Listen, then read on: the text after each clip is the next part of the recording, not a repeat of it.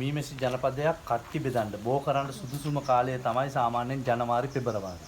දැන් මේ රාමු 16 මීමැසි පෙට්ටියකින් අපි දැන් ජනපද බෝ කරගන්න එක තමයි කරන්න යන්නේ. පළවෙනියටම අපි මේ මීමැස්සන් අපි මේ දුම් භාවිතා කරන්නේ විශේෂයෙන්ම මීමැස්සෙක් අපි අතින් යම්කිසි විදියකින් පොඩි වුණොත් එයා හෝමෝනයක් නිකුත් කරනවා අනෙක් මීමැස්සන්ට දැනෙන්න. එතකොට අනිත් මීමැස්සොත් ඇවිදින්නලා අපට අනිනවා. ඒ නිසා අපි මේ දුම් ස්වල්පයක් භාවිතා කරන්නේ මීමැස්සන් මත් කිරීමේ අදහසින්වත් මීමැස්සන් මැරීමේ අදහසින්වත් නෙමෙයි අර හෝමෝනය යම්කිසි මීමැස්සෙක්ගෙන් පිට වුණොත් අනික් මීමැස්සන්ට නොදැනෙන්න. ඒ නිසා අපි දුම් ස්වල්පයක් මේ කටින් අපි ඇතුල් කරනවා.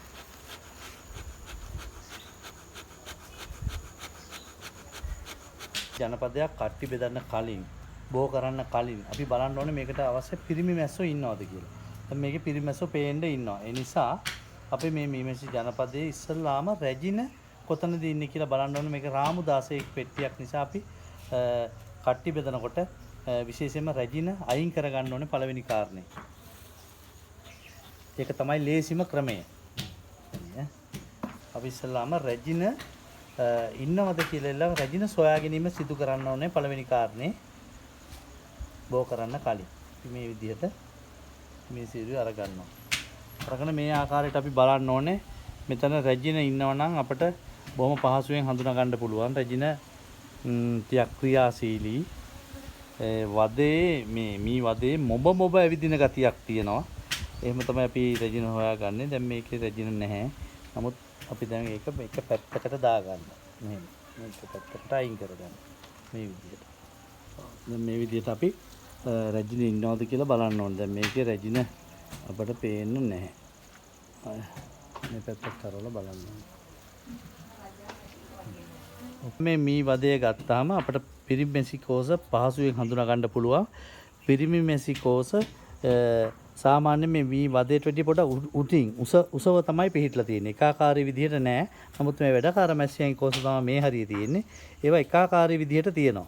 දැන් එතනම අල්ලලා තියෙනවා මෙතනම මේ තියෙන්නේ පිරිමි මෙහිකෝස. මේ තියෙන්නේ පිරිමි මෙහිකෝස. එතකොට ඒවා ටිකක් උසට පිහිටලා තියෙන්නේ. එතකොට ඒක පිරිමි මෙහිකෝස කියලා අපට හඳුනා ගන්න පුළුවන්. මේක පොඩි දරුවෙකුට උනත් එහෙම කරන්න පුළුවන්. මෙහෙම අනින්නේ නැහැ. මීමැස්සෝ යම්සි හික්මීමක් අපි වර්ධනය කරගත්තාම අපේ හික්මීම හදාගත්තාම මීමැස්සෝ එහෙම හානි කරන්නේ නැහැ. මොන හොවේ?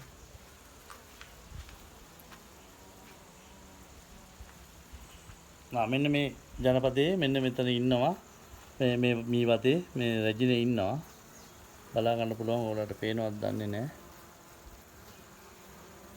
මේ මෙතන ඉන්නේ. එහෙනම් මේ ඉසව් ඉන්නව රැජින. රැජින පියාපත් කෙටි. උදරයේ දිගටි. බොහොම පහසුවෙන් හඳුනා ගන්න පුළුවන්. මේක ඇහැ පුරුදු වුණාට පස්සේ ලේසියෙන්ම හඳුනා ගන්න පුළුවන්. රැජින ඉන්න මේ වදය අපි වෙනත් පෙට්ටියකට දැම්මා. ඒක දා ගන්න ඕන.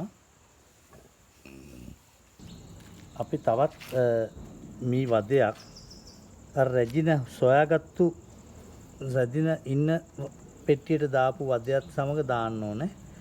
මේ විදිහට අපි අරගෙන මේ වදය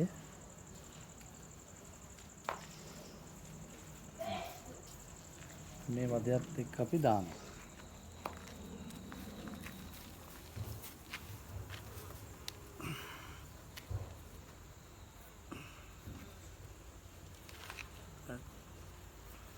දැන් මේ රැජින දැන් මේ පෙට්ටියෙන් අපි ඉවත් කරලා තියෙන්නේ. මුල් පෙට්ටියෙන් රැජින ඉවත් කරලා තියෙන්නේ. එතකොට මේකේ පැය 3ක් 4ක් යනකොට මේකේ තියෙන රැජින සුවඳ නැතුව යනවා. රැජින සුවඳ නැතුව ගියාම එළියට ඇවිදලා බලනවා මීමැස්සෝ රැජිනට මොකද වුනේ කියලා. ඇවිදලා බලලා ඉවර වෙලා රැජින හොයාගන්න බැරි නම් නැවත පෙට්ටිය ඇතුළට එනවා. ඇවිදilla බලනවා රැජින දාපු කීට තියෙනවා. ඒ කීට වලට රෝයල් ජෙලි, රාජ ජල්ලි කියන විශේෂ ආහාරය දින 5ක් එක දිගට කවලා රැජිනියෝ හදා ගන්නවා. ඒක තමයි සිද්ධ වෙන්නේ. දැන් අපි මේ මුල් ස්ථානයේ මේ ජනපදයේ රැජින ජනපදයේ තියලා රැජින ඉන්න ජනපදයේ අපි සාමාන්‍යයෙන් මේ මුල් ස්ථානයේ ඉඳලා මීටර් 350ක් විතර ඈතින් ගෙනහිල්ලා තියාගන්න ඕන. නැත්තම් ඒ ජනපදයෙන් මීමැස්සෝ එළියට ගිහිල්ලා එන්නේ මේ මෙතෙන්ද පුරුදු ස්ථානෙට. ඒකින්ද අර ජනපදයේ ඒ රැජින ඉන්න ජනපදයේ මීමැස්සෝ අඩු වෙන්න හේතුවක් වෙන්න ඉඩ තියෙනවා. ඒ නිසා අපි මීටර් 350ක් විතර වගේ ඈතින් තියන්න ඕන. දැන් මේ රැජිනේ ඉන්න මීමැසි ජනපදය මේ වද ටික අපි මේ විදිහට ගේට්ටු දාඩුව දාලා වෙලා එක මීමැසියකටත් එළියට යන්න බැරි වෙන්න වහනවා. වහලා වෙලා පැය 3ක් විතර මේකේ තියෙනවා. මේකේ තිබ්බහම මේගොල්ලෝ මේ තැන් වලට ඇවිදලා මේ දැල් උඩින් ටකටක් ගාලා බොඩි සද්දයක් දානවා. එතකොට අපි මේගොල්ලෝ දන්නවා මොකක් හරි වෙනසක් වෙලා තියෙනවා කියලා. එතකොට අපිට මේක තව මීටර් 350ක් විතර ඈතින් මේක තියන්න ඕනේ මේ ජනපදයේ ගෙනහිල්ලා. එතකොට ඒගොල්ලෝ එළියට ඇවිදලා බලලා පරිසරය හඳුනාගෙන එතෙන්ට මෙන්න බලනවා. නැත්තම් වෙන්නේ එහෙම පොඩි වෙනසක් කළේ නැත්තම් මේගොල්ලෝ දන්නේ නැහැ එකපාරට අපි වෙනස් වුණා කියලා. අර ජනපදයෙන් ගිහිල්ලා ආයෙ එන්නේ මුල් ජනපදයේ තියෙන තැනට. එතකොට මේ ජනපදයේ මීමැස්සෝ අඩු වෙන්න පුළුවන්. ඒක නවත්ත ගන්න තමයි අපි අර විදිහට පොඩ්ඩක් ගේට්ටු තහඩුව වහලා පැය දෙකමාරක් වහලා තියන්නේ. 3ක් විතර වගේ වහලා තියන්නේ ඒකයි. දැන් මේ පැය දෙකමාරක් විතර වගේ ගත වෙලා තියෙන මේ රැජිනේ ඉන්න මීමැසි පෙට්ටියේ අපි ගේට්ටු තහඩුව අනිත් පැත්ත දාලා වහලා රැජිනේට මීමැස්සන්ට කාටවත් එළියට එන්න බැරි වෙන විදිහට වහලා තිබ්බේ. දැන් මේ මෙතනින් දැන් තට්ටු කරනවා මීමැස්සු මේ මෙතනිනුත් මේ ප්‍රධාන කටෙන් මේ එළියට අඬු දාගෙන දඟලනවා. ඒ එළියට එන්න තමයි දැනගන්නේ. එතකොට දන්නවා මේගොල්ලෝ මේක ඇතුලේ වෙනසක් උනායි කියලා. දැන් අපි මේක මුල් ස්ථානයේ ඉඳලා මීටර් 350ක් විතර ඈතින් තියලා මේකේ ගේට්ටු තහඩුව අපි එළියට අරින්න ඕන. අපි අරයියා. අපි දැන් මීටර් 350ක් ඈතින් මේ ජනපදයේ ගෙනලා තිබ්බා රැජිනේ ඉන්නේ ජනපදයේ. අපි දැන් මෙතනින් මේ තට්ටු කරන හොඳටම පේනවා. මීමැස්සෝ. දැන් අපි මේක විවෘත කරනවා. විවෘත කරපුවම මේගොල්ලෝ එළියට එනවා. එළියට ඇවිදලා ඒගොල්ලෝ ආයිමත් රැජිනේ මේකෙන් ඉන්න නිසා මේගොල්ලෝ බලා ගන්නවා. ඒ තියෙන්නේ. ඔය දැන් ඒ එළියට එනවා. ඇවිදලා මේගොල්ලෝ දැන් මෙතන අලුත් තැන හඳුනා ගන්නවා. අලුත් තැන හඳුනාගත්තට පස්සේ නැත්තම් හඳුනාගත්තේ නැත්තම් මේගොල්ලෝ වෙන්නේ මේ දන්නේ නැහැ මෙතන වෙනසක් උනායි කියලා.